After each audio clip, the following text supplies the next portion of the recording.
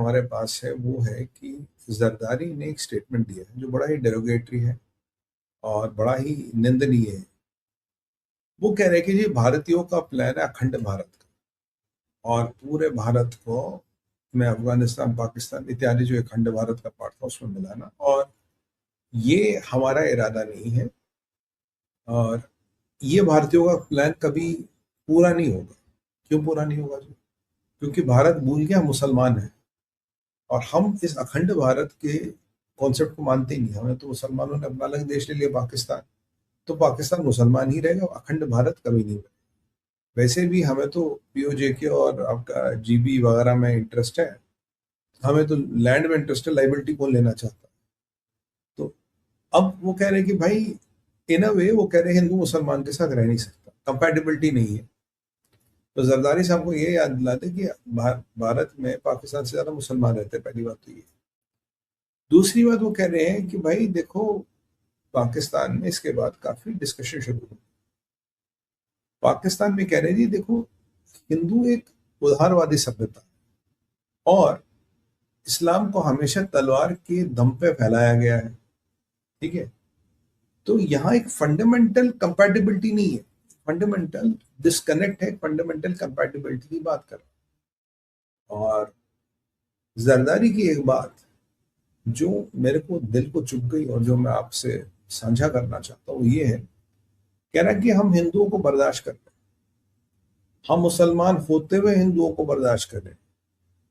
क्या मुसलमान होते हुए हिंदुओं को बर्दाश्त करें, हिंदुओं को बर्दाश्त करें? उसका कहना अब भी 4% हिंदू पाकिस्तान में रहता, जिससे मैं इत्तेफाक नहीं रखता, शायद 1-1.5% बच गया। और कह रहे हैं कि हम मुसलमान हैं तब भी हिंदुओं को आज हम बर्दाश्त कर रहे हैं। मतलब अगर 4% हिंदुओं को बर्दाश्त करें बहुत बड़ी बात है, तुम तो हमारे बात पे एहसान करें, अन्यथा या तो इनको मार डालते हैं, इनको कन्वर्ट कर डालते हैं। कन्वर्ट नहीं कर रहे, मार नहीं रहे, बहुत बड़ी बात है भाई। तो ये बहुत बड़ी बात है। हम और आज उन हिंदुओं को पूछो तो वो आज हमारे साथ रहना चाहेंगे, भारत नहीं जाना चाहेंगे। मैंने कहा ये किसने आपको कह दिया? अब एक बार बॉर्डर खोल के देख लो, सारे हिंदू यहाँ आ जाएंगे। अगर हम बॉर्डर खोल के देखेंगे तो ये प्रक्रिया रिवर्स वहां नहीं होने वाली, कोई यहाँ से मुसलमान पाकिस्तान नहीं जाने वाला। वहां है क्या? बर्बादी और तबाही। कल प्योर रिसर्च की रिपोर्ट आपने देखी, उसमें क्या लिखा था कि 2/3 of the Muslims of India don't want Pakistan, they don't like Pakistan. ये कटु सत्य, पाकिस्तान में कुछ बचा नहीं है। पाकिस्तान तो कब्रिस्तान है, तो कब्रिस्तान से किसे प्यार हो? तो जरदारी की जो मानसिकता ही मुनीर की मानसिकता से मेल खाती है कि हम हिंदू अलग है, मुसलमान अलग है, हमारे मुल्क अलग है, मिशंस, हमारा रिलीजियस तरीका, सोचने का तरीका, हर चीज अलग है भाई, हमें कंपैटिबिलिटी नहीं है। तो मुल्ला मुनीर भी कहता है। अब यही बात आपका आज जरदारी कहता है। तो जो गजवाई हिंद वाली मेंटेलिटी है, जो Hindustan anti Hindustan mentality, Hindu anti Hindu mentality, वो अब भी थमी नहीं है। अगर आप पाकिस्तान में देखेंगे, पाकिस्तान का ह्यूमन राइट्स कमीशन कहता है हजारों हिंदू लड़कियों को फोर्सफुली कन्वर्ट किया जाता है। हम रोज इंटरनेट पे देखते हैं, सोशल मीडिया पे देखते हैं कितने बच्चियों को जबरदस्ती कन्वर्ट किया जा रहा है। और जरदारी को 80 साल बाद कुछ कहने को नहीं मिला, बस उसको एक ही चीज कहनी थी कि 4% हिंदुओं को मुसलमान होते हुए बर्दाश्त करने, क्योंकि 1-1.5% हिंदू, वहाँ 4% हिंदू नहीं है, उनको जबरदस्ती बर्बाद करें। और जो मेरा अंदाजा है 50-55 लाख से ज्यादा हिंदू वहां बचा नहीं है। ये भी मैं आपको 1 साल पुराना अंदाजा बता रहा हूँ, अब कितना बचा नहीं बचा वो भी नहीं पता। तो हिंदू बेचारा पाकिस्तान में वैसे ही मर रहा पिस रहा, या मुसलमान संपन्न हो, अच्छी बात है, हमें उससे कोई आपत्ति नहीं है। बट ये आपकी पाकिस्तान की मानसिकता को दर्शाता। मोदी जी का भाषण देखिए, मोदी जी ने बड़े बड़े कीर्तिमान, बड़े बड़े चीजों की बात की, बड़े बड़े अचीवमेंट्स की बात की, विजन क्या होगा, मेक इन इंडिया क्या करे, आत्मनिर्भर भारत क्या करे, और ये अब भी हिंदू मुसलमान के चक्रों में ही फंसे पड़े हैं। और ये अब भी जहाद हिजबुल्लाह के चक्रों में ही फंसे पड़े, क्योंकि ये उसके आगे निकल ही नहीं सकते, इनका एग्जिस्टेंस उसके आगे है ही नहीं। बट ये अनफॉर्चुनेट है, पर आपकी मानसिकता को दर्शाता है। आज मैं बड़ा हैरान हुआ कि जब ये जरदारी वहां से अखंड भारत पर अटैक कर रहा था, हिंदुओं को गाली गलौज दे रहा था लिटरली, यहाँ से खारगे जी कांग्रेस के, वो आरएसएस पे अटैक कर रहे थे। अब उनकी टिप्पणी क्या, उसको मैं दोहराना नहीं चाहता कि वो व्यर्थ है, मतलब उन्हें कुछ ना कुछ करना है। कहते हैं ना खसियानी बिल्ली खंबा नोचे, कुछ ना कुछ तो उन्हें कहना है।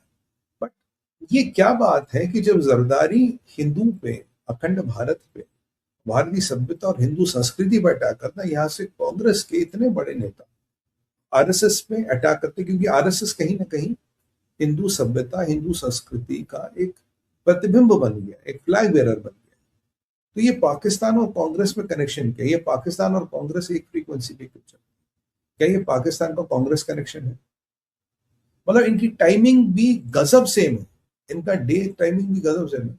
और मैं जानता हूँ खड़गे जी बड़े बड़े नेता, और अगर एक सॉलिड नेता होता, कहता है आज पाकिस्तान अगर कुछ कह रही है मैं 2 दिन बाद कह दूंगा, why should I kind of rock the boat today, मैं 2 दिन बाद भी तो कैसे, तो बात खड़गे ji decided not to do it, he decided to do it today. तो मित्रों, ये आपको कहीं ना कहीं किसी न किसी कनेक्शन की ओर कहता, मोदी जी ने कई बार कहा था कांग्रेस का एजेंडा और मैनिफेस्टो मुझे मुस्लिम लीग का एजेंडा और मैनिफेस्टो लगता है। और मुस्लिम लीग के कितने कारनामे रहे तो आप जानते हैं, डायरेक्ट एक्शन डे को कौन भूल सकता। तो प्रवृत्ति और प्रकृति पाकिस्तान बनने के बाद भी नहीं होती, जबकि सच्चाई एक है कि अगर आप तब सारे मुसलमानों को पाकिस्तान भेजते, पाकिस्तान उसी दिन फेल हो जाता। 3 मिलियन, 30 करोड़, 3 मिलियन यानी 3 करोड़ मुसलमान वहां थे, और अगर आपने यहाँ से 3-1 करोड़ पूरे के पूरे तब वहां भेज दिए होते, पाकिस्तान की व्यवस्था ही नहीं थी इतने लोगों को संभाल पाते। ये पाकिस्तान के स्कॉलर पाकिस्तान के डिस्कशन में खुद आता है कि हमें शुक्रगुजार होना चाहिए नेहरू का और गांधी जी का, जिसके कारण हम खड़े। कह रहा क्यों खड़े हो गए? कह रहा अगर वो सारे मुसलमानों को यहाँ भेज देते हम तो उसी दिन खत्म हो गए थे यार, इतने मुसलमान तो यहाँ रह ही नहीं पाते।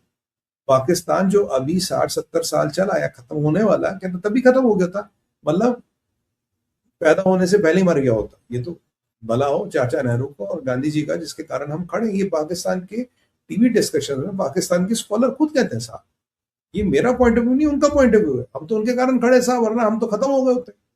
आप देखिए किस तरह का हिसाब किताब चल रहा है, किस तरह का खेल चल रहा है।